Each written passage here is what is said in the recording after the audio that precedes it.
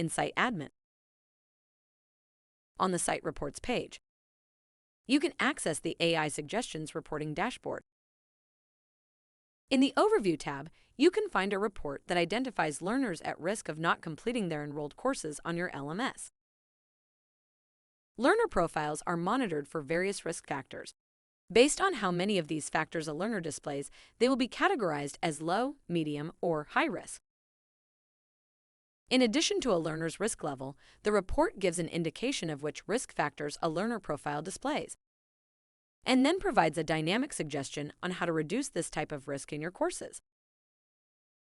To take immediate action, you can choose to send a direct message to a specific learner, or to bulk message all learners from a specific risk level. In the Risk Indicators tab, you can then drill down into the specific factors that influence learners' completion progress.